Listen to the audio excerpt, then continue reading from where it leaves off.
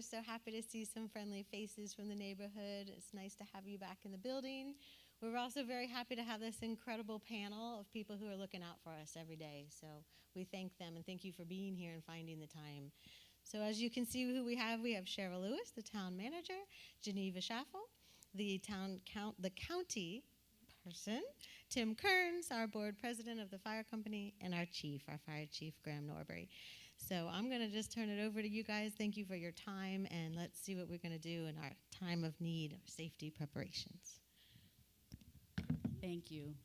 And Eric got a call, so that's about how quickly he goes away. So I'm just going to kind of start off from the town's point of view. It's emergency preparedness. And there's a couple of things that come to mind. How many people in the room were a Girl Scout or a Boy Scout? See that? And I bring that up because the Boy Scouts in 1908 said, "Be prepared. You are always in a state of readiness in mind and body to do your duty." Can't hear me? How's that better? Okay. So anyhow, Boy Scouts, 1908, you are always in a state of readiness in mind and body to do your duty. Girl Scouts in 1947, willingness to serve is not enough. You must know how to do the job well, even in an emergency. Do you know when FEMA came about? 1979. You know what Ben Franklin said? By failing to be prepared, you prepare to fail. So being prepared has been around a long time. I'm just pointing out that the federal government is kind of new at this. Sorry. So anyway, here in Oxford, we know we need to be prepared, and we know there's a reason we need to be prepared because we do have some issues here, mostly flooding. But what we wanted the public to understand is that at the government level, fire department, the county, the state, we were always in a state of preparedness, always ready to be ready to take on something. And it's important that the public understands. It may not be real apparent how this all works, but it is a well-run engine. And what I want to cover for us specifically is in Oxford, Maryland, we do have an emergency operations plan. Recently updated in 2022, so it's pretty accurate, and everybody at this table has seen it before we approved it at the commissioner level, so we know we have our own plan. This plan's available to the public, and you can find it online on our website, so that's one way for the public to kind of understand what does happen. What are we ready for? I want to point out a few things just for you guys to understand that this is how we look at it from a staff. We provide guidance to the citizen staff and the visitors of Oxford in the event of an adverse weather emergency. And keep in mind that most of our emergency preparedness is going to be for weather, because what is our biggest threat here? It's always going to be either weather or just tidal, which is sort of weather, but sometimes it just happens. So that's what we prepare for the most. Guys on the other end have some other emergencies they have to be ready for.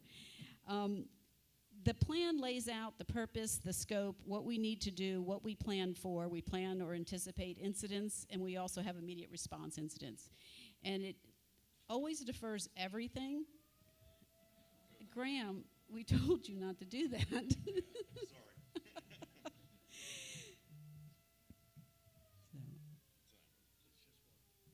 Oh, good job. We'll explain that later. Anyhow, I want you to understand that, number one, we defer everything to Talbot County Emergency Operations. So that is who responsible.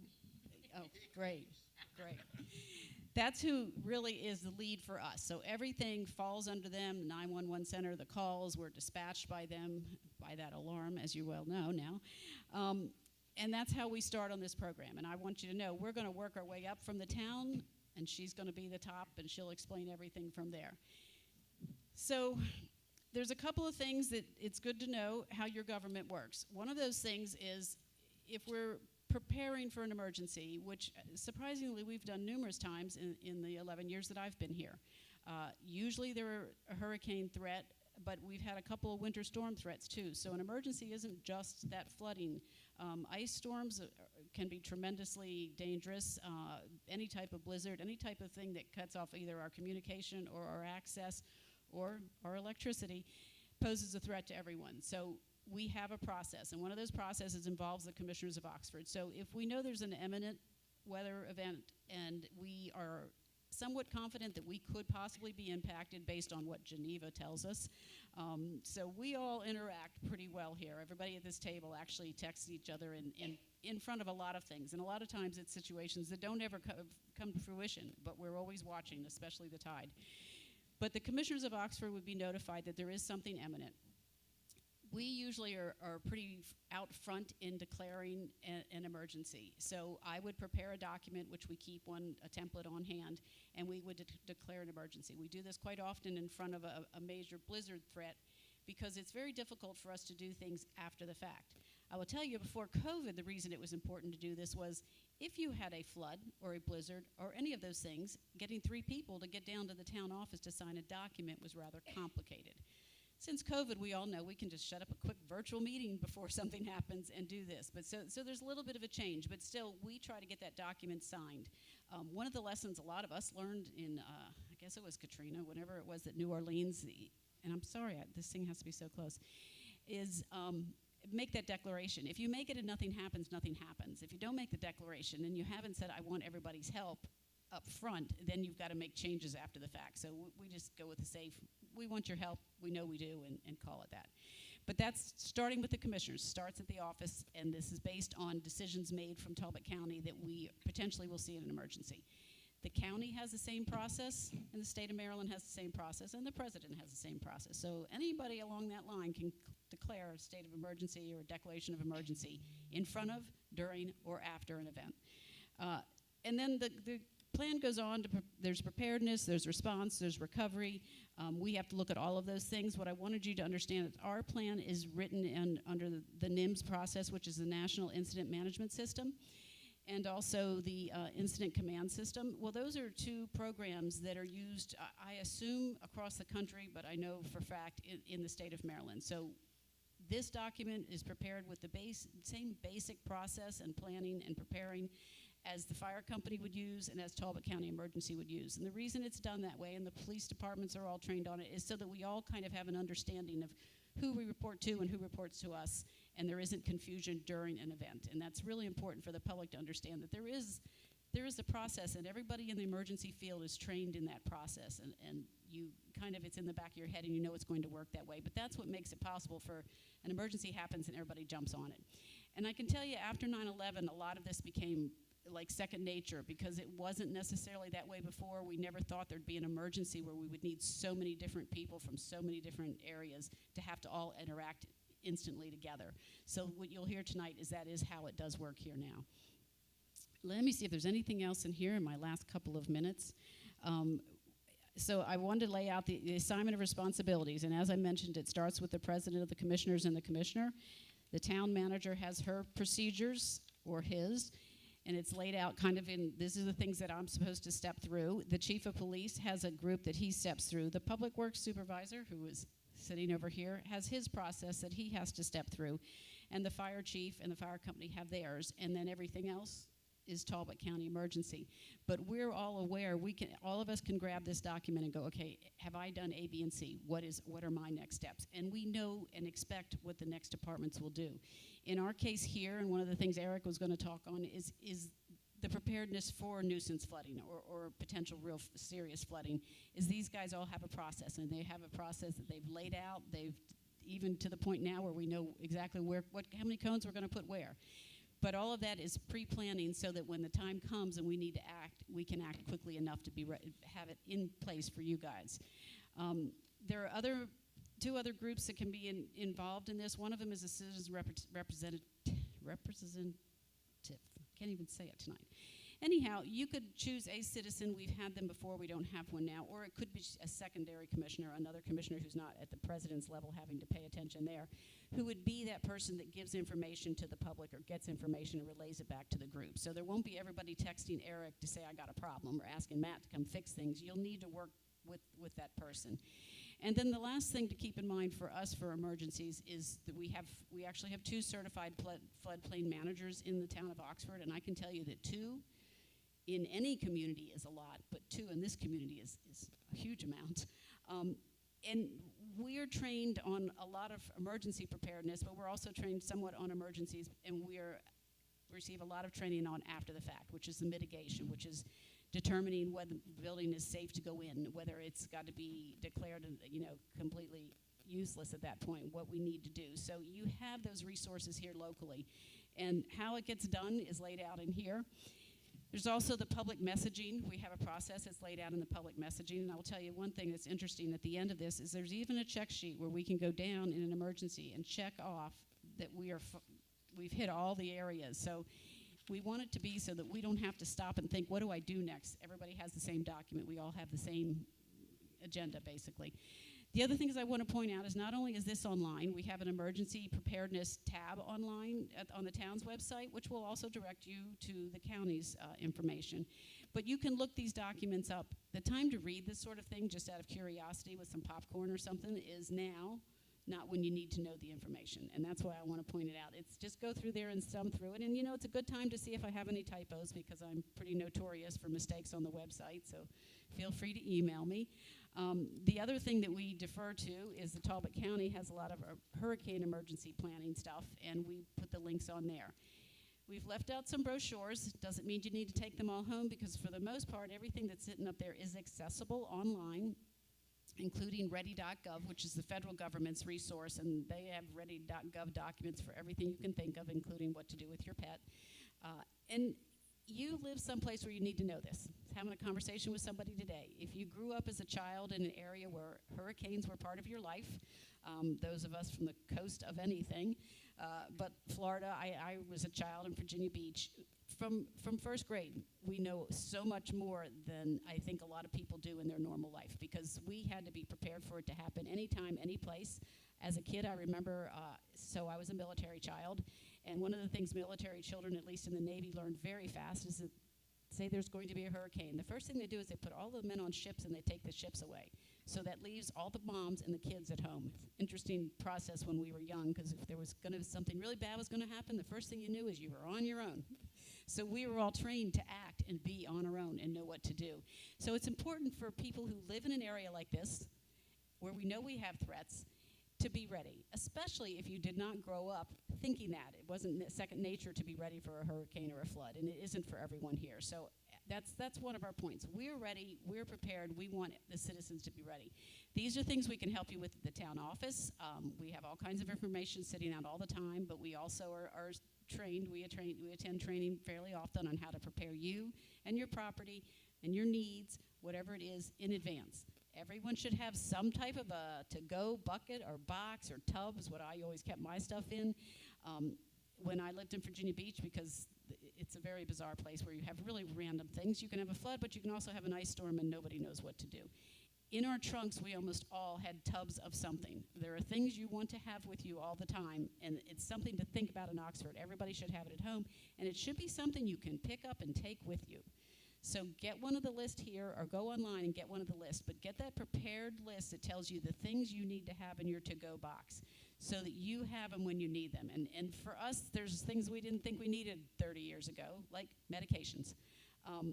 The pharmacies make it very difficult for you to get an advanced amount of medications, so grabbing the however many pills you have left for the week or two is going to be really important if you walk out that door.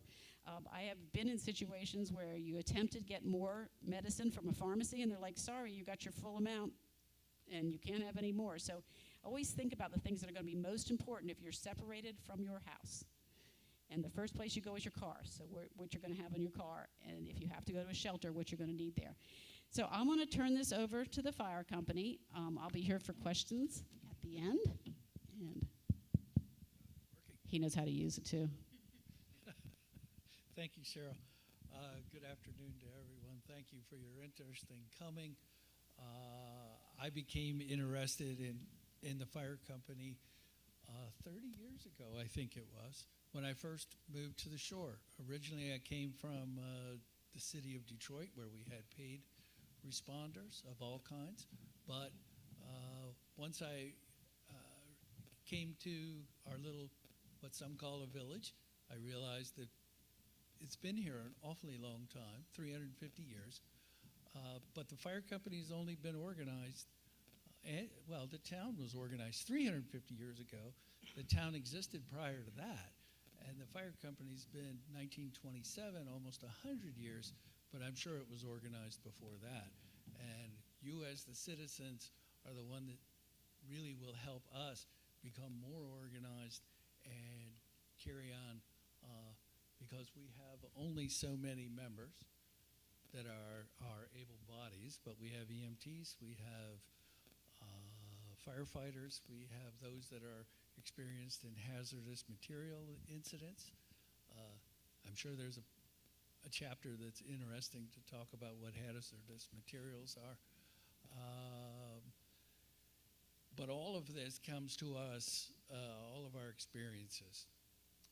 I've had my share that we have essentially MacGyvered our way through because we don't know when something's going to happen. The alarm just went off. It could have been 1, it could have been 2, it could have been 3. Which brings me to 1 is an ambulance or a medical call. 3 is a local fire siren. A continuous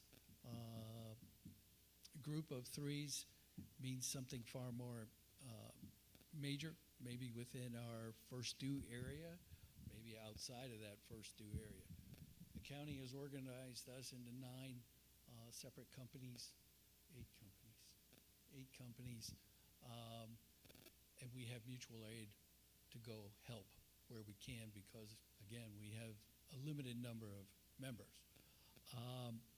But what's key to all that is the communication, and it's communication through the radio, on each vehicle, between each member as we begin to deal with a situation. But thank God the county is now organizing all of that through Talbot Center. And then we, the fire company, spends a tremendous amount of time being ready. Through being ready, we can act at any time, get up and go. We have drills periodically. You'll see us pumping water. You'll see us changing batteries. Last week we had a seminar to learn about batteries, learn about modern technology, what we can do to help in any way. Graham is the chief. He handles the technical aspects of what we do. I handle policy. We're redoing some of our policies, who can be a member, what is required of a member. I send you our wonderful fundraising letter. Thank you very much for your support. We have a fireboat coming to us. Thank you for your money of that. We have a new ambulance that basically simulates what the county offers. Steve Morozic headlined all of that. You want to add something? Good evening. My name's Graham Norbury, and I'm the chief. As Tim put it, yeah, I handle the operational side of the house. I can bore you to death with statistics and details and how long it takes to become a firefighter and all that good stuff. But really the message that I give you is that though we may be few in number, we're pretty highly trained. We go through a lot of the same training that any of the career companies go through. Our EMTs go through the same training. Our paramedics go through the same training. It's a huge commitment. So from that side of things, the few people that you do see come know what they're doing. We do have to respond to a wide variety of different types of emergencies, everything from a flooded basement to a car crash to a house fire or missing persons. You never really know. Sometimes we go out on the water and we're doing search and rescue for overdue boaters. If a kayak's floated off the dock, we may be looking for a kayaker that wasn't never actually in it because it floated off the dock. So all sorts of things that we get involved in. Collectively, we handle about 350 calls a year, and that would include both medical and the fire or rescue. The split is roughly 50-50. We're a little different than some of the other area companies in that we do have a very active EMS program. Part of that is because of the interest of people here in town. They're really into the medical side of things, and you can actually do it when you're a little older than maybe when you're a firefighter. Firefighting is obviously very physical. Medical side of things, it's physical, but not quite as much. Geographically, our closest county ambulance is based out of Trapp, which is about a 12-minute ride to here. Our 2 ambulances are located right here in town, so we can usually get on scene in about 6 minutes. And that's 6 minutes from the time that we're called to when members come to the station, get on the ambulance, and then get to wherever they're going. So there are advantages. Let me say, mutual aid, we don't do things on our own. If a house catches fire right here in town, heaven forbid, you're going to be expecting at least 3 different fire companies to be showing up. Part of the reason for that is because you never quite know who's going to turn up at any given time. So if we put 3 companies on the call, then we know we're going to get between 20 and 30 firefighters and the necessary equipment. You need more than 1 fire truck for any given fire. A lot of the time you need 6 or 7. You may need ladder trucks. Maybe the ladder truck is not because it's a really tall building, but because it's a long way back from the street. So different resources for different emergencies. And again, there are a number of different preparedness guides. This one I always found interesting in that it lists so many hurricanes, floods, earthquakes, terrorism, winter storms, fires, lightning, and most importantly, hazardous materials incidents. You never know what a hazardous material is. Again, we had this seminar a week and a half ago or so of electric vehicles and what we might expect from them. That was enlightening, to say the least. Chief Kellner, you're back. Would you like to have a moment? I don't, yeah, running right in the middle. You are now. Just introduce myself, I guess. Hey, good evening, Chief Kellner, Oxford Police. Sorry I'm late, but duty calls, and I can affirm what Chief Norbury just said about their EMS department, because we were just out on a call together, and great group of folks, well-trained, and a lot of expertise, and you know, we have a great working relationship with the fire department and the police department, which is really important, because in the first responder realm, you know, it's a team effort, and I think we really work well as a team. And I've worked with Geneva, obviously, for several years in a couple different capacities, and she is very knowledgeable on emergency management and preparedness. So we're very lucky to have her in Talbot County. And Cheryl, the town manager, is a great source of information on emergency preparedness. She's really prepared a well thought out emergency plan, operations plan for the town on the website. I don't know if you've already mentioned that. I'm kind of coming in the middle of this, but very well thought out, constructed. So please visit the website and look at that. It's a huge resource. I've always thought of, and you mentioned it again, teamwork. We are a tremendous team. The team includes you. There may be star players, there may be those with more experience, but we're all willing to share that experience. That's why we're here tonight. And there's always the coaching.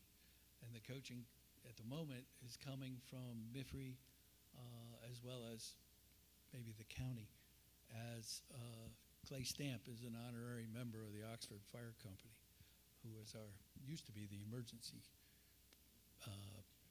county manager now. So let me turn it over to Geneva. She is the Emergency Management Division Chief of Talbot County Department of Emergency Services.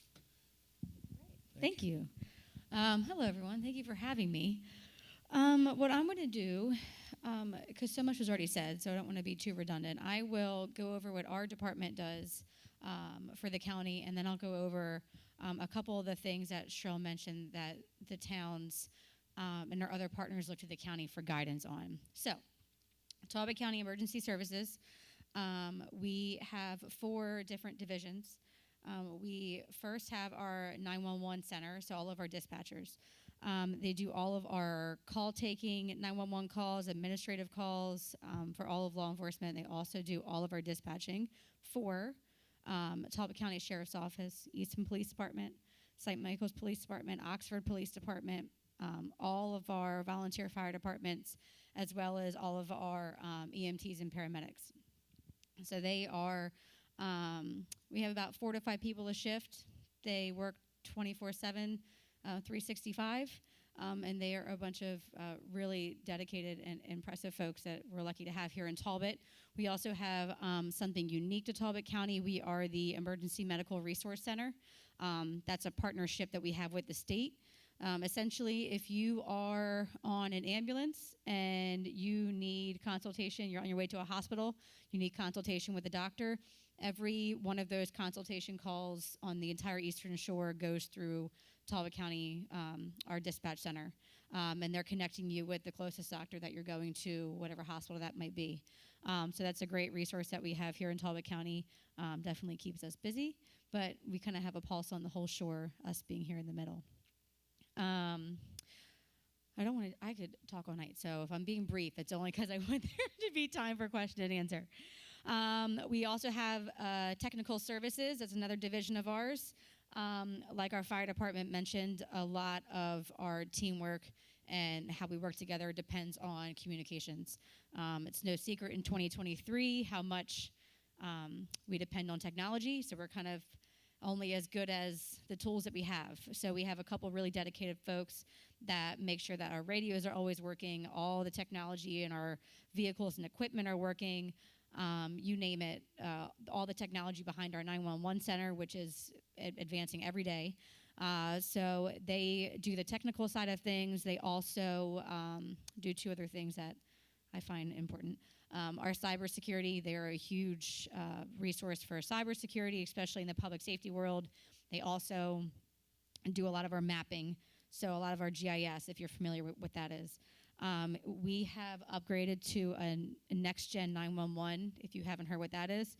Our 911 center has upgraded to that system, which is great because we're no longer running off of the copper lines, telephone wire lines. We're now kind of up with the times. But what that means is a lot of technology is available to us. When you call 911, we can pinpoint exactly where you are, no matter what you're calling on, et cetera. So we have a lot of folks that support all that technology to make us get to you faster. Okay, third, we have EMS, so all of our EMTs and paramedics in the county. We have 2 units in Easton, Trapp, St. Michael's, Tillman, and 1 at the airport, soon to be 1 in the Cordova area. But those are all of our paramedics, EMTs, again, 24/7, 365 days a year, highly trained and very integrated with our fire departments as well. And they're answering all the calls, medical, fires, hazardous materials, rescue calls, anything where someone might be injured or ill. They are there to support those folks. Highly trained, just like Cheryl said, speaking all the same language that we speak as far as incident command, et cetera. Super blessed to have those folks. We have a couple unique services in Talbot when it comes to EMS. We have a special operations division, and they kind of support anything that's not your daily call where you call an ambulance. We have a large variety of other calls. They have a mass casualty trailer with supplies that can support large incidents with many injured folks. We have ATVs that were able to go out into different terrain. Us being a rural community, can't always get a vehicle to you. So we have equipment to get to you that way. We have an ambulance bus here in Talbot County. Has anyone seen that before, a large white bus? It kind of looks like a prison bus, but now I hate saying that, but it kind of does, but we finally got lettering on it, so it says who we are. But that is unique here to the Midshore in Talbot County. That gets dispatched all over the shore. That asset, we can transport up to 14 people to the closest hospital needed. That usually gets dispatched if you would imagine like maybe a bus accident, something of that nature, and we also use it for large events.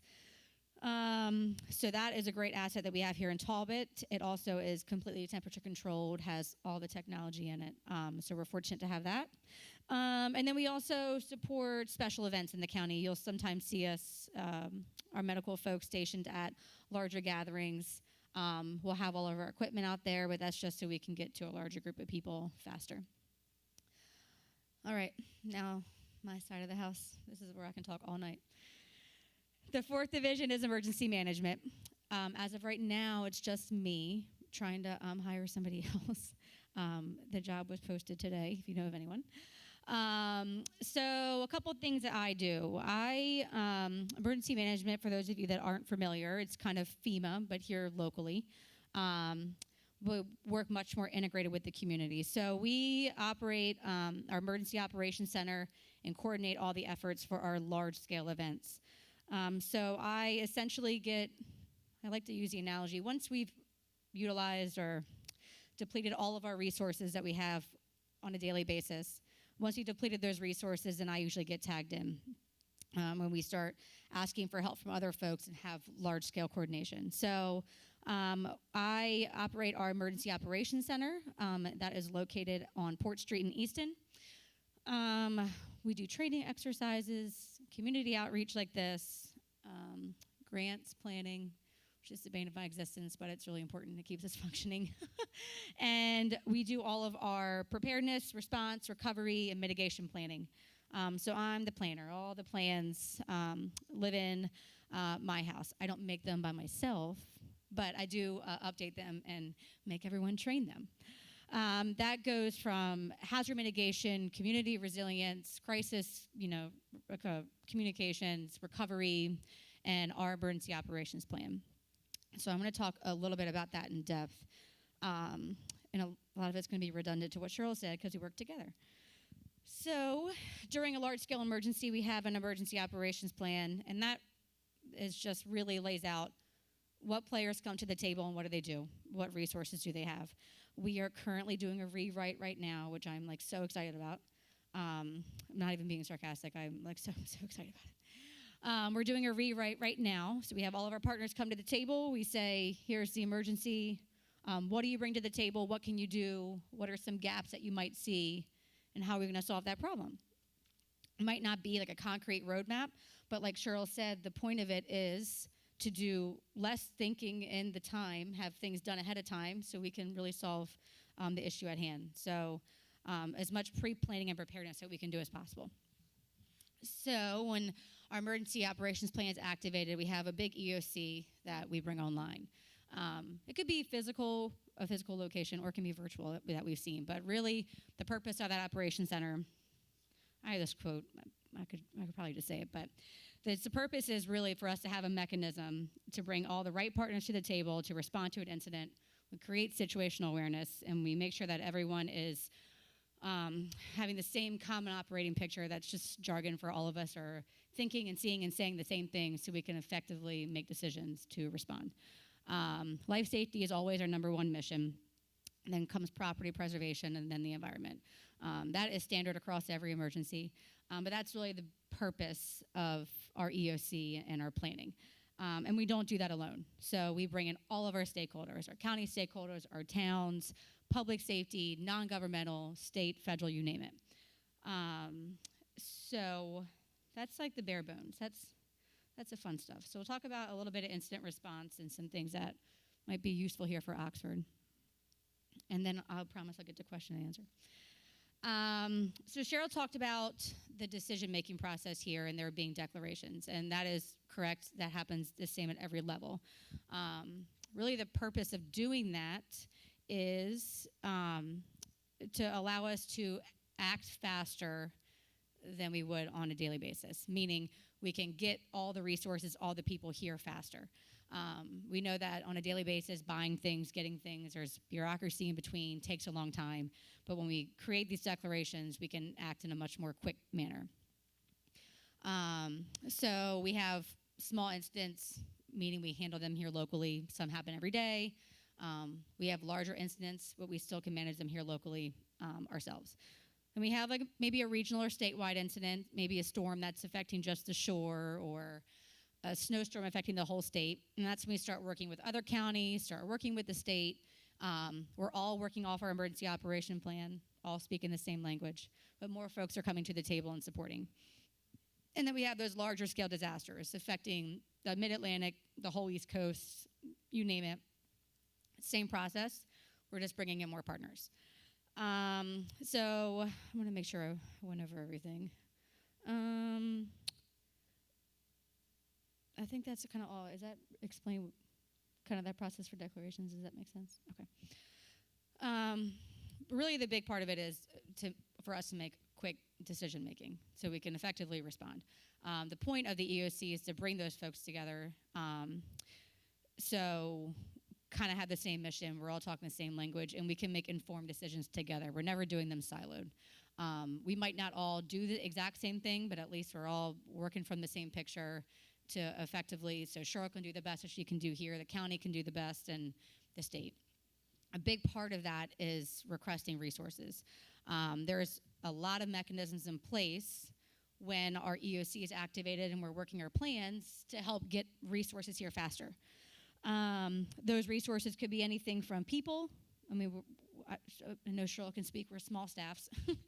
To get people here to help us manage some of these incidents, to get things, high clearance vehicles, safety equipment, PPE, you name it, to get things here, and to also get recovery efforts. So we have a lot of mechanisms in place that we use every day that we can request things, like Graham said, mutual aid from other counties, from other states, you name it. So those are things that we practice preparedness all the time. And then a couple of things that I was asked to speak about that would affect here in Oxford is 2 large operations that come out of emergency management for storm preparedness. We talk about evacuations and sheltering. So I kind of want to go over the evacuation process. I get asked about it all the time, and what that looks like and how that decision happens. We haven't had one here in a very long time. Some folks, mostly when I ask them, they can't even remember the last time it happened here. But I'm going to kind of go over when it started or what the process looks like. So a storm's coming up the coast. We're all pulling our plans out. We're all talking ahead of time, and we're all in the EOC working together, gathering information from the National Weather Service. A couple partners are involved when the word evacuation starts coming up. That's going to be our towns, county, state partners. We're all talking together. Our federal partners are talking together. We're getting all of our information from the National Weather Service. That's our most trusted weather kind of expert in the scenario. And then we also, something unique here to the Delmarva, we have a regional group called the Delmarva Emergency Task Force. And that is partners we meet at least quarterly from the east coast of Virginia, Delaware, and Maryland.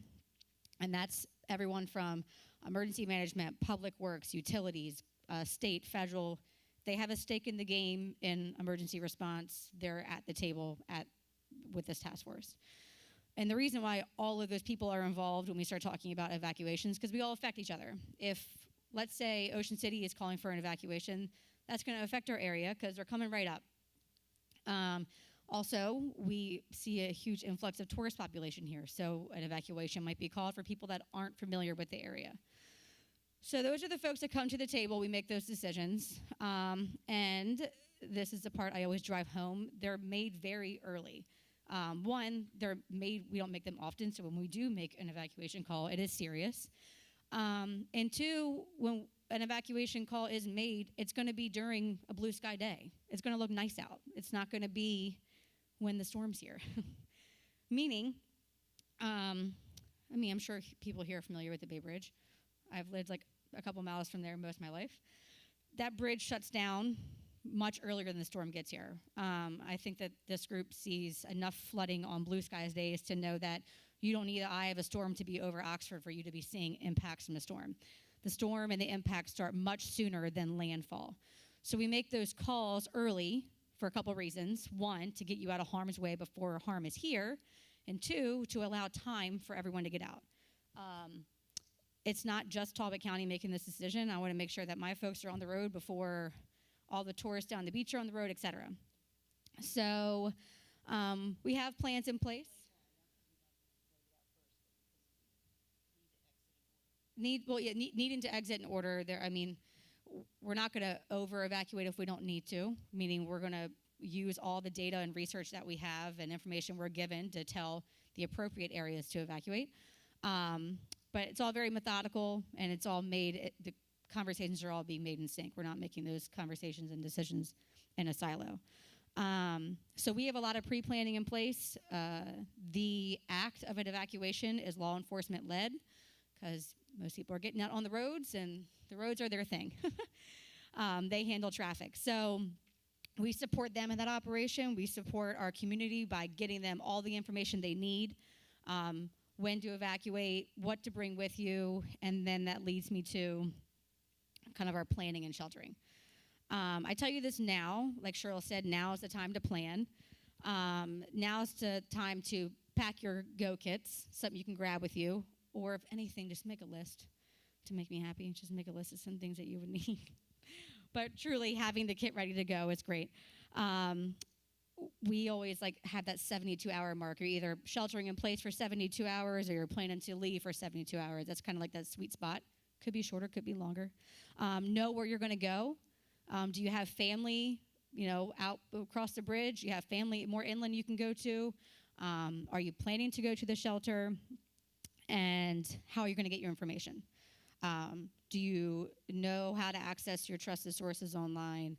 Are you following the right accounts? Are you watching the right news sources, et cetera? So those are things you can plan for now, and then we'll talk about some sheltering. So we have an evacuation. We're going to have a shelter opened. The shelter for Talbot County is Easton High School. And I have two reasons why it's Easton High School. One, if I'm asking you to evacuate and we need to have a shelter, I'm never going to ask you to shelter in harm's way, which unfortunately here in Oxford, all of Oxford is in an evacuation and flood zone. This would be harm's way if we're asking someone to leave. So one, I don't want folks to be more vulnerable than they are. Two, it's for staffing. So our shelter is, that operation is led by the Department of Social Services. Those are great folks. We train it every year, and they stand up a wonderful shelter. They only have so many folks. We're a small county. They only have enough staff to properly and safely manage one shelter. If I put them all over the county, I can't just put one person here and one person here, et cetera. Easton High School has all the proper things that we need to, legally have a shelter, showers, a proper rating for the building, et cetera. But our shelter is Easton High School. I have a saying, it's corny, but a shelter, I like to say, it's not luxurious. It is a lifeboat, not a love boat. So don't show up and think it's going to be luxurious. They're going to have what you need. You're still going to need to bring supplies with you, medication, things of that nature. I will say a luxury that we have here in Talbot County is we probably have, us and maybe Kent County, have a very robust pet shelter here in Talbot. The requirement for a pet shelter, we know a lot of folks want to evacuate because they have pets. The requirements for a pet shelter is important to have a safe space in the building with a separate air handling system. People are allergic and for sanitary reasons, et cetera. The high school has that. Talbot Humane runs our pet shelter, and they are wonderful. They have all the resources. They have the kennels, all the pet goods. They have a whole trailer we bring out there. But they're highly trained in running our pet shelter. You obviously can bring the things with you if you like your own kennel. They have kennels. You can bring your own kennel, dog food, of course, medications, vaccine record, et cetera. But that is a really robust and seamless operation that we have here in Talbot because, pets are important. I could keep talking for a long time about a lot of other things, but I'll stop. Yeah, I'll stop. And then, yeah. Questions? So, easiest thing is if you have a question, raise your hand and ask whomever you want to ask the question of. Go with Dave and then we'll go. Okay, my question, we started, Cheryl, by talking about communications and the things on the town website. Of course, that all works really well when you get on the website. But one of the things that we're very vulnerable to here, one of the things we're very vulnerable to here is communications because we all know that cell service is very spotty. A lot of people don't have landlines. One of the first things to go down is going to be the cell towers. The next thing is going to be internet services because Breeze Line can't be depended upon to keep them up even when it's sunny outside. And I don't know whether there has been a concerted effort to talk to the various communications carriers, the internet providers, the cell providers, Verizon, all of these folks, in order to be sure that they have hardened the communications systems here in this area to deal with an emergency. And that's really my question. The good news is the county thinks about it and we think about it. So I'm going to do the really low level. So one of the things you'll find in our plan is if we need to do it, we will have signs, we will have loudspeakers, we will ride around and yell things out of the police truck. So we have a means, especially in this small community, to get your attention. But they also have plans for how to communicate with the public. That's a great question, that concern I think about on a daily basis. Like Cheryl said, I know that we rely on technology. If that happens, we are going to go back to how we used to communicate with a PA system through our local fire departments. We're going to be handing out flyers. You will see us on the ground. Fortunate here in Oxford, we're condensed and it's a tight-knit community. Through all of our planning, and since we do have such a, I can't speak highly enough about our tech services, we work with our utility partners all the time. Resources that we can request in here in advance if we think we're going to have communication failures is we can get some of these cell towers on wheels, et cetera, to help temporarily support communities after the fact. That's very high up on my request list whenever we're able to put requests in. So there are things that we can get in here, and I do want to give a shameless plug when we talk about communications and like that to our RACES folks, our ham operators. In Talbot, we have a very active and large group here in Talbot County. Not every county has that. We have a group of ham operators that work seamlessly with our operations center. And what that looks like is we have someone stationed with us at the EOC.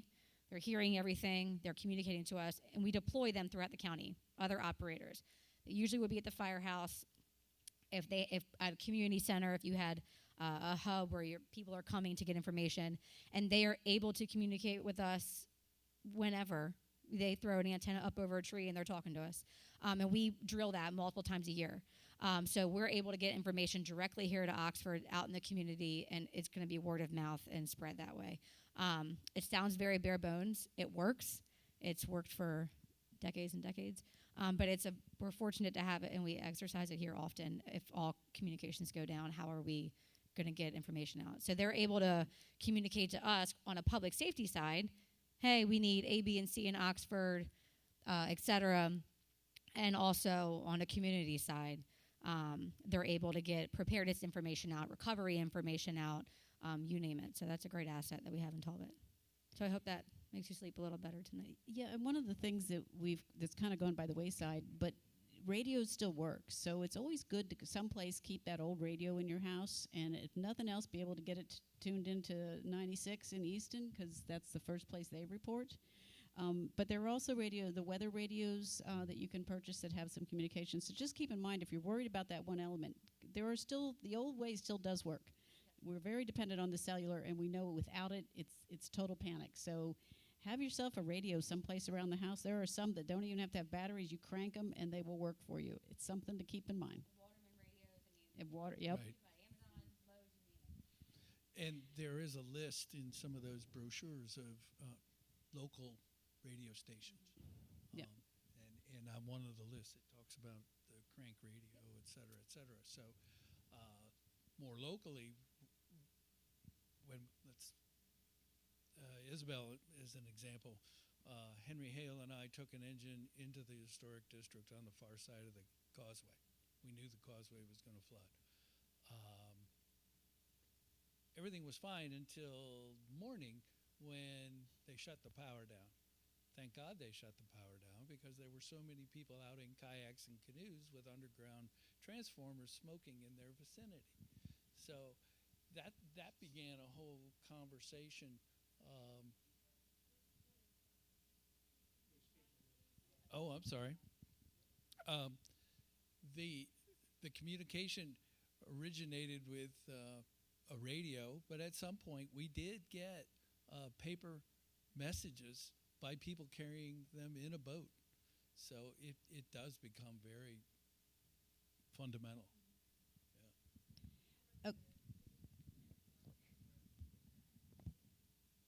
Having a land.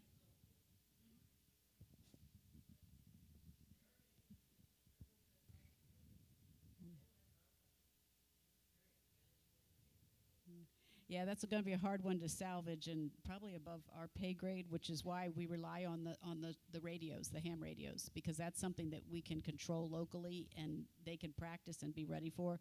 But you're going to see a lot of old technology. It's just going to go away, and there's no way to bring it back because it can't support itself. I will say when it comes to landline versus cell phone, like if a landline goes down, we're kind of at the mercy of that line and whoever fixed that.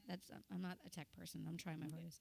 But if it's a cell phone situation, with the way technology is advanced, there's more resources I can request to temporarily help out the situation versus a landline, if that makes sense. I'm not deferring from them. I have one. But there's redundancy too. There is a lot of redundancy.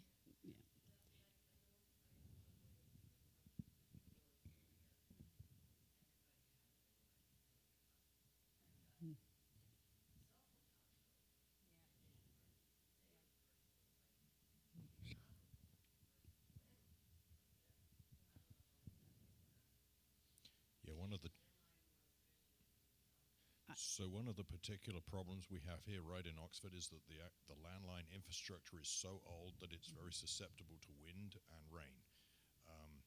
If you have a landline, you pick it up and you hear it crackling and popping and hissing, or you hear someone else's conversation, it's because of all the little cross connects at the tops of the poles are falling apart. And Verizon will not invest any money in fixing that infrastructure because everybody's going over to cell phones. The advantage of the cell phone is they can actually bring in a portable cell phone tower if they need to. They literally bring it in on a truck. So they can get up and running a lot more quickly. But obviously in the middle of an emergency, you may be out of communication. So we're going to go get Eva because she's been sitting there patiently since question number 2. While he's walking over there, I did want to make mention that we do in Talbot County, because I don't think any of us said it, is we do have reverse 911. And for the example, during one of the more recent flooding events we had, I was able just to say, Geneva, can you just text the people here? And she can send a message here because it was relevant to us. It wasn't relevant to the rest of the county. So being registered on your cell phones and having there's a place on the link on your line where you can put information, including medical information, on the Talbot County site. It's a good thing to do because that system does work. Quick. Here in Oxford, obviously, we rely mostly on very dedicated volunteers who are our first responders. I'm curious to know how county-wide, how it breaks up. I know most of our fire departments are volunteer, and I know some people, I'd like to know which are volunteers and which are not. And does that have an effect, or I'm sure it does, but what kind of an effect does it have on your ability to plan? Sure, that's a great question. So fire departments, they're all volunteer. Everyone is. But like Graham said, not to hindrance on any training, is still highly qualified. As far as 911 and EMS goes, they're all paid. When I say EMS, I mean the units at Talbot County Emergency Services. Those are all paid units, staffed 24/7, and then so is dispatch. So as far as it affects for planning, I plan on the capacity of our fire department the same way that we do every day. I have faith that they'd be there for us. We'll be there for them. We're able to request resources for our volunteer units the same way that we request resources for our staff units. In my mind, they're a volunteer, but I don't treat them as a volunteer agency. They're part of a county department for us, and we are able to support them just the same. As far as staffing goes, we're able to supplement. There are systems in place. I promise I'll keep this one brief. There are systems in place where if we're being affected here on the East Coast or here in the shore, I can call counties or states that aren't affected, and they can come help supplement us, whether we're volunteered or not. Staff are volunteered. We just say, what do you need, and they'll come and they'll help. So, we're fortunate to have such dedicated volunteers and paid staff. But as far as planning, it's seamless, and they always show up, and we show up for them. And I hope I answered that. Okay. Yeah, I was going to say while he's passing that down, when we're in a room in any type of planning, or there's a lot of different planning events that happen at the 911 center. We never think of them as just being volunteers. We all think we're all just emergency staff, and so in our minds, I don't think there's that separation. Yeah, that's probably a fair point. Two things I want to mention. The first is for the more manageable incidents, and I include car crashes, house fires, that kind of thing. For every given incident type, there is an expected level of response. You need 3 engines and 2 trucks and a tanker or whatever. And if for whatever reason, that may be time of day, day of the week, that you don't get that response, the 911 center is going to call additional resource automatically. So, as the incident commander on any given scene, you know what you've got already, you know what's coming, and if you need more, you just have to ask. And they do a very good job of going out there and finding it. The second point that I wanted to make is that as the 7 area fire companies and 8 being DES, we meet monthly, actually twice a month. Tonight, even the county association is meeting. They have a regular monthly meeting to go through operations. And then on the 3rd Wednesday of every month, the Chiefs Committee meets. It's more of an operational side of things. But we discuss what's going on. We discuss any issues that we see coming up. And we're constantly looking at how we can improve our service, what policies we need to change, procedures, that kind of thing. So it is very much run as a professional organization, even though we don't get paid for it. Okay, Susan, we're going to go here because he's got the mic. That's right. Geneva mentioned the Bay Bridge, just a little sentence, but can we count, how much can we count on the Bay Bridge in terms of evacuation, or should we just assume we go straight north? Yeah, that's a to go good question. east? Well, the reliability on the bridge on any given day, coming from someone who lives 2 miles from it and might even sit in traffic tonight at 7:30 on the way home, is not the most reliable. I don't rely on it, but that also is going to depend on when you leave. When we make the call and it's a blue sky day and everyone's going about their business, probably more reliable than right prior to a storm when traffic is impeding. I, as on air caution, would take it out of my evacuation plan. It's not in my evacuation plan, and I live next to it. But going straight north, or if you have family that's safely inland here, that's not in a flood zone. But I would, if it is in your personal evacuation plan, definitely have a plan B. Whether that is going straight north. As of recent, they have opened up a lot more access to going through Wilmington, Middletown with 95. Makes 301 a little bit more busy, but still much more reliable and manageable than the Bay Bridge. Yeah. One of the thought processes that I used to tell people, especially if you have the luxury, so if you're not at a day job or your kid's not in school, when there's really a major event coming up the East Coast, it's a really good time to think, wow, do I want to go see my sister in Tennessee? You have a little bit of time there to say, it's supposed to be here in a couple of days or even a week. We know when it's coming to Florida. It's so much easier, in reality, to pack yourself up, pick a family or something you wanted to do, and just take the trip. Then you don't have to worry about the bridge. You really are going to worry about your house, but you're going to worry about your house whether you're sitting in the Easton shelter or while you're sitting in Tennessee. But it's a good way to take yourself not only out of harm's way, but out of all the congestion that's going to follow if there's an actual major event. I've got the mic. Comments for Tim and Graham, and then for Geneva. If you would comment, and I remember distinctly when we had Isabel, how we had to go around and we turned the electric off. We pulled. So could you comment a little bit on our utilities and what we should do in a situation where we have flooding or a massive snowstorm, which thank God we don't have often. And Geneva, could you comment just a little bit on CERT training? Okay. Utilities. A lot of it is common sense. Stay away from electric poles. Know where your power sources disconnects are in your homes. Most homes have water shut off. Some have buried propane or above ground propane. Each of them has a shut-off. Familiarize yourself with those. During Isabel, we had a propane tank come off of Pier Street Restaurant. We lassoed it to one of the docks on the river. We couldn't shut it off. That becomes a hazardous materials incident. So yes, please read the information and familiarize yourself as best you can with those technical pieces. We can help if we have the resources, the fire company. As I said during Isabel, it was Henry and I within the historic district. As time went by, we got more help. If we were able to deputize a few people within the historic district, we would have if we needed to. But thank goodness we didn't need to. Do you have anything? Yeah, curiously, fresh water is more dangerous than salt water because electricity doesn't travel through it as well. It prefers to travel through the body instead.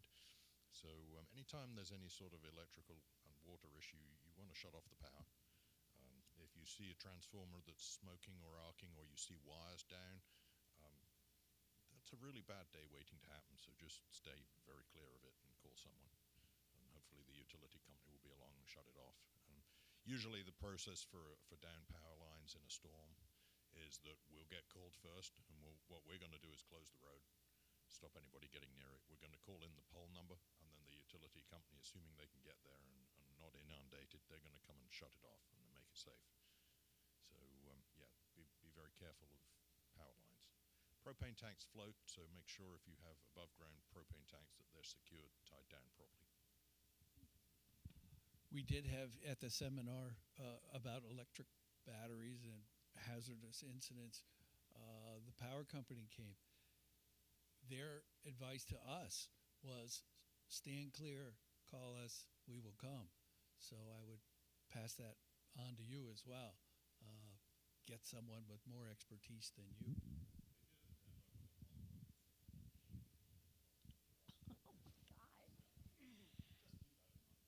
The utilities is a good question, and I can't say enough with how closely we work with our utility partners, truly on a daily basis. On the daily emergencies with wires down versus what you're asking about this preparedness. I'll do a plug for the reverse 911. If you're signed up for it, that's a perfect example for why to sign up. If there's a storm coming and that might be a huge hazard in your area, we're able to tell you a couple days in advance. Familiarize yourself with how to shut off your utilities. That could be a potential hazard because of the storm. We can tell you those things. But now's the time to familiarize yourself with how to do that.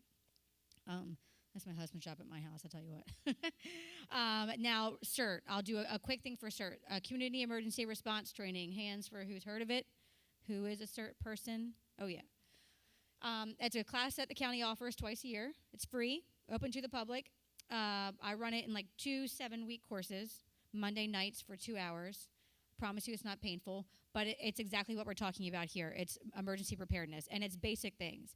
How you can prepare your family, your homes, some basic disaster medical skills, fire and safety utilities, you name it. So it kind of gives you an insight on how we respond, but the reason why I drive it home is, I mean, everyone uses this big buzzword right now, resilience.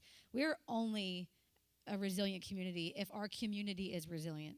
Everyone has public safety resources, and something that is special about Talbot here is that we are a rural, tight-knit community. We know each other, we're self-sufficient, but it's important that we keep improving that. Graham talked about the closest paramedic unit in Trapp, county unit being 12 minutes away, and that's a segue into like why I drive CERT home. We're not in a metro area where you call 911 and something is at your door in 2 minutes. Sometimes it is here in Oxford because you guys are really small and you're tight-knit. If everyone is there sitting in the unit ready to go. So there is that time in between where it is important to have the skills to know how to help yourself and your neighbors until someone can get there. During a storm, it's a one-way in, one-way out. There might be a downed tree over that road. That will delay response. And there are things that you can teach yourself to really help yourself in that time before help can get there. We just finished a shirt course. Went great. I usually host it in the spring and fall, and I'll push it out like in the Star Democrat. I send it to the town, Facebook, you name it. It's taught by local first responders. We're going to have it probably next summer. I say that because I'm on maternity leave in the spring, can only do so much. So it'll be probably next summer. Next fall, we'll host another one. But it really is a great course, and it's free. And you get to hang out with me on Monday nights. So hopefully it's a little entertaining. Okay, Rebecca. I have the microphone. Is it working? This is exciting.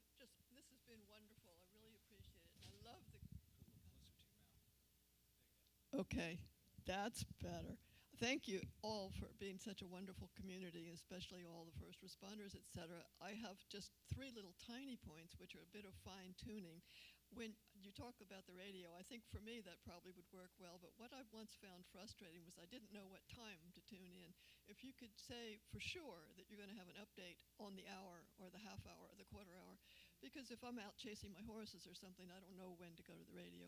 Another quick fine-tuning thing is I've often offered my fields up by Judith's Garden Road. They're dry. They may have crops in them, but you all with second cars, please feel free to fill up my field with cars you don't want to go under as you evacuate.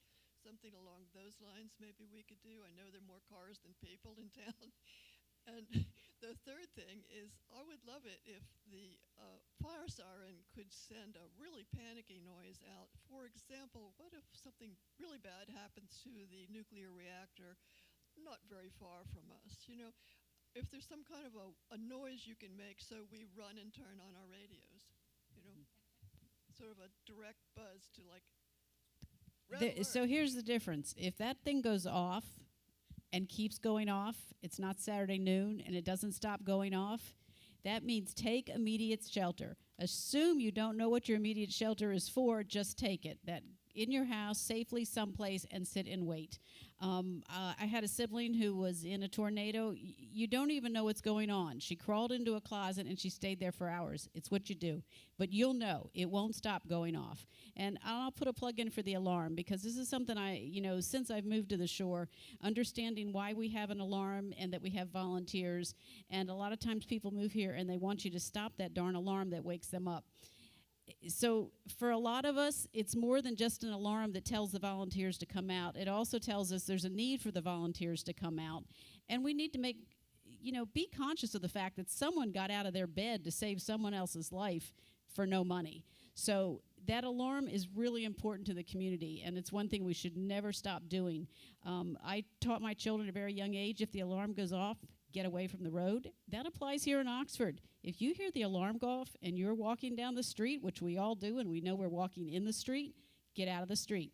So the alarms are handy, and they said it once, but 1 is an ambulance, 3 is a fire, 3 repeatedly, several times, like 9, is multi units coming to a fire from other places. And then if it goes off and does not stop going off, imminent danger, find someplace and sit tight till things change. You might not get to find out what the urgency was until after the fact. We have had strange things happen out here in Talbot County and on the shore. We've had hazmat situations where I'll never forget, something fell out of the sky in trap. Remember this all well. Anybody that was in services remembers this. You don't always know. You don't. And we were told to shelter, stay in your house. Nobody knew what was coming, jet fuel, who knows.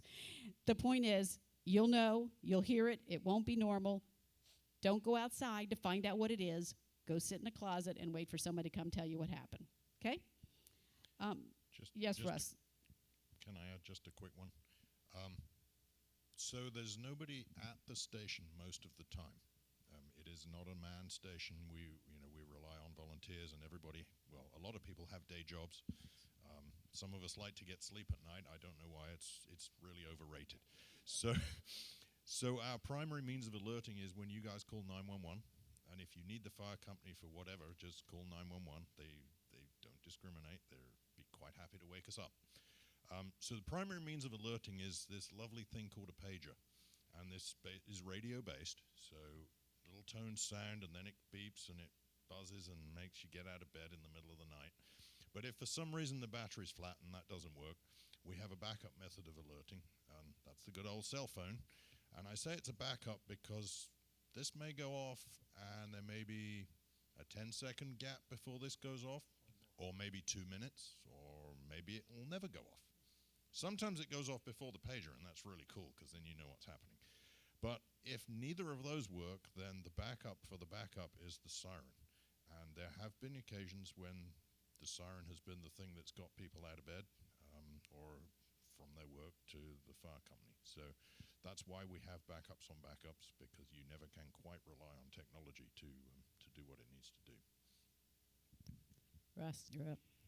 Well, having grown up in a coastal area down south where you're prone to hurricanes, and more importantly, the byproducts, which are the tornadoes, the changing weather patterns we all know right here are going to make it even more prone in certain areas that didn't see them in the past. Where in Oxford could one go for a warning in terms of a potential tornado? I don't have a whole lot of confidence in the historic, we live here, of course, in the historic district, the houses being able to withstand. So where is a safer place? We don't have a basement. We don't have basically what I consider to be anything that's not an outside wall in this. Where could we go on short notice that's safe in town? Can I go first and then you give the town location? Okay. Do you have something in mind? Okay. I have two things I want to say about the tornado watch versus warning, especially if you're planning to go somewhere. So a lot of times, you are right. We are seeing them happen more frequently. It's not a matter of if, it's when, etc. So there's a watch. That means that there's weather conditions that could produce a tornado. If you get a warning, and those are those really loud things on your phone, you're not going to have time to go somewhere. When you get that warning, that means that there is one near you. Those warnings, when the National Weather Service gives those, they are pinpointed down to the 10th of a mile, so by feet of where it is, located on a radar, and they will drop and say, you are in a danger zone. Some folks are like, oh, my neighbor got it and I didn't. Well, the National Weather Service really has it that exact where they thought you were in danger. So if you get a warning, that really loud warning, I don't advise you to start strolling to where you think that you need to go. If your area is under a watch for that afternoon, like that is, then maybe you should think about, hey, we should go spend, the afternoon at whatever location that you have picked that you deem more safe, if that makes sense. Because once that warning goes off, it's a very short time. Like, you are in imminent danger the second you're getting that alert on your phone. So once you had that watch where it's like it could happen during these hours, then you should maybe go to where's Cheryl's house? Cheryl's house. You can sit in my basement. But so what I was going to say is exactly what she said. Is the thing about a tornado is this is not the time to go find some place to go. Today, now, when you get home, you're going to think about, where would I go during a tornado? And I tell you, it's as simple as this. If you have no place else to go, get in your bathtub. Get your mattress, cover yourself. That really, it does work. But you are not going to have that luxury to make other decisions if there's actually a warning. First of all, it seems like they're only in the middle of the night, which you wake up and you're like, what do I do now? Well, I can promise you're not going to wander around out in Oxford trying to find somebody. You can't count on this building being open. You can't count on the office or the fire company. So pick a place. Everybody should know what they're going to do and where they're going to go. You can go online, and there is some stuff over there that'll tell you the best place in your situation. So you just do a little investigating. But every type of home has some place to go. If you don't have a basement, do you have a stairwell? Because the closet under the stairwell is a good place to go. The bathroom is almost always a good place to go. In a tornado, you want to do a couple of things. You want to be away from blowing stuff and glass windows. You can get behind furniture. You can get under mattresses. But you should just have that plan. So some of us grew up with this really bizarre little glitch up here that says, plan for every emergency. I know what to do if my car goes off the bridge. These are things people don't think about, but really, in our world, there are a few of those things we need to think about, and one of them is what to do in a tornado, because there isn't any time to be making other decisions. Now, if you have a neighbor who you know has a basement, then make that arrangement now, and just say, there's a tornado coming in your basement, but you don't want to go more than 20 feet from whatever your decision is once that thing goes off, because it just puts you in the wrong place, especially in a town of trees and all the other stuff that's out here. I was going to go back to something Rebecca said, too, because this is kind of a preparedness thing. No different than a tornado. If you have a car and you're in a flood zone for our nuisance flooding sort of thing, you ought to already have an arrangement with somebody, somewhere, someplace to put your vehicles if you want to preserve them. So the things we lose most in flooding around here are usually vehicles and HVAC units. So I tell you to raise the HVAC units. I tell you to strap down the propane tanks because they are one of the most dangerous things in a flood, and know where you want to put your car. Those are also preparedness things. But you got to separate the difference between knowing we're going to have a hurricane and we are in the middle of a tornado, because you don't get much warning. And speaking of not much warning, personal experience with the microbursts. I think we've all experienced at least one of those. This was a great story. I had Claire, my daughter, at the town bench watching the storm approach. Hugh Atkins, Judge Atkins, was sitting with us, and he comments to Claire, "Oh, look, you can see the wind coming across the water. If you look at the patterns, that's what sailors do when they are out competing, da-da-da-da-da. Oh, look how fast it's coming. It's coming so fast that we better go home." So by the time I ran as fast as I could back to the house, I go in and I'm running through the checklist in my head. What do I need to check because the wind is coming? Claire goes through the door. What does she do? She finds the bathroom. She finds am I as smart as a sixth grader? No. I went and looked for the glass windows that were open in our west-facing room. If the wind had come through, it could have blown out all of those windows. And with that, I'm standing in awe of watching the wind when I hear this tremendous thump. And that was the car, my neighbor's, Tom's, tree that was 3 feet in diameter leaning against his house. If the wind had been in a different direction, it could have come down on me. No, I wasn't as smart as a sixth grader. So be aware. I know that's not the answer that some people want to hear. I grew up in a home that was built in like the 1800s with just my mom and I, and sometimes there is not the desirable location that you see in all the flyers. An interior room, no windows, etc. So it's kind of picking the less evil that you have in your house. But think about it. If maybe your house has a window, but it's the most interior that you can get, that might not be the room that you want to have like 10 bookshelves in and 1,000 things on the shelves. Like there's simple things that you can do to make it, a bit more desirable. But I do feel, your pain. But please, if there is a warning, like that warning tone, and you do happen to get it during the day or at night, don't go wandering. Please don't go wandering.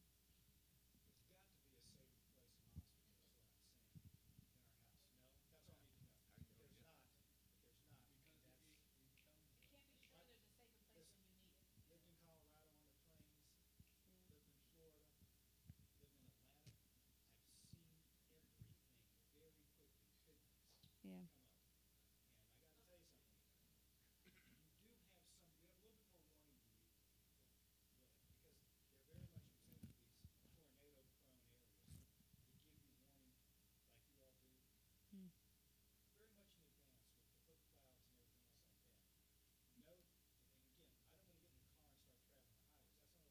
Yeah. Because there's some place, let's face it, for example, the church is, it's 100 feet, 150 feet from where we live. Don't know. That's the Mm-hmm. So is there any kind of arrangement with anybody? I, Firehouse is a safe place. I don't know. Is this room a safe place? Let's take a look. I mean, we have these large trusses. Not a place to come. And at the last microburst, Those are all windows. the long span roof at Doc's restaurant picked up and landed in the. Yeah. No. So those are Tornadoes, the realities. tight and low, tight and low. I will say the watch, you'll get a watch and it'll probably give you like a 3 to 10 p.m. or a 10 p.m. to 3. I mean, a larger period of time where it could happen. So if you do have arrangements before, I mean, I can't speak for town buildings or et cetera. I can't, say the church is going to say, hey, come hang out here for 8 hours. I mean, they really might if there's a safer area. So I see what you're saying with the watch. There is like that gap of time. But those are arrangements that you're going to have to make ahead of time. Those warnings are like it's going to give you like a 15 to 30 minute. Sometimes they'll extend the warning a little bit if it's still lingering, but the warnings are, I'll say, you're under a warning, you should be safe, and it'll give you an end time. They're usually 30 minutes.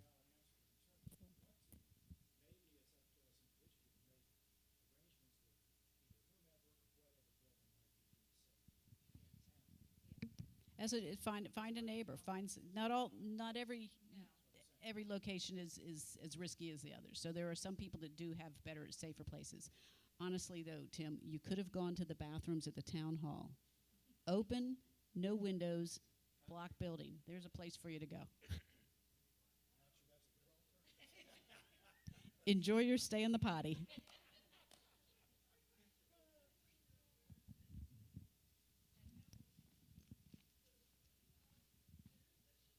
She's going to tell you her house.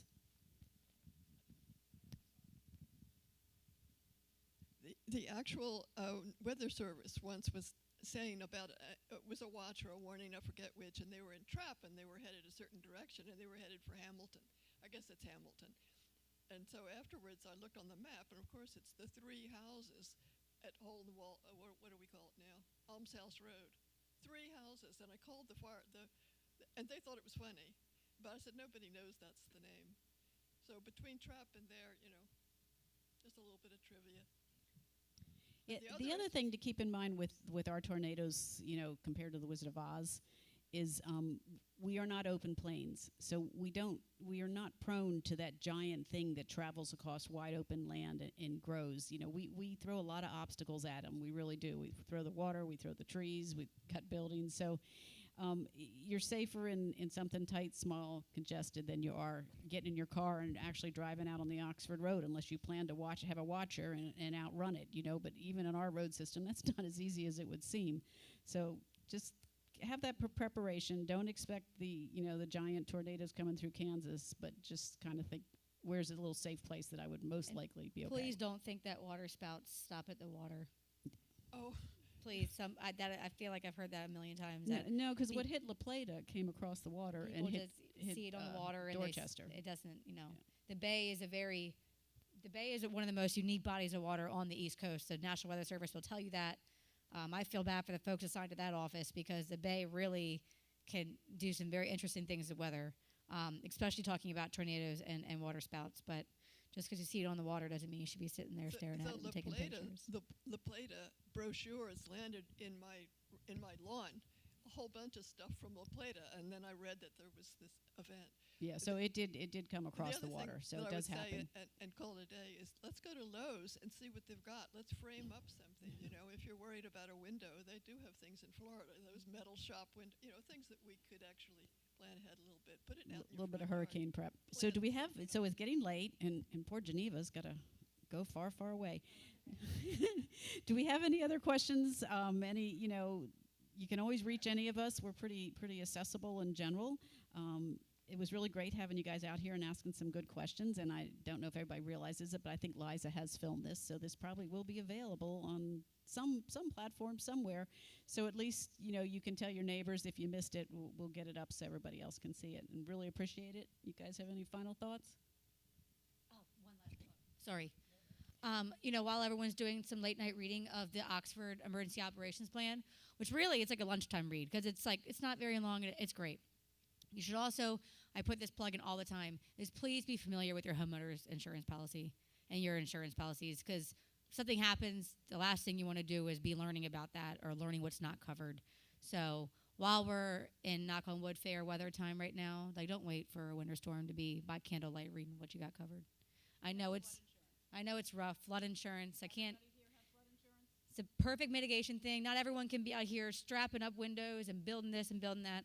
But I am fairly confident that a lot of folks can read, and they can read their homeowner's insurance policy. I know it's the most boring thing I could say, but you thank me later. Teamwork. You're a part of the team. We can only do what we know about. Communicate with your neighbors.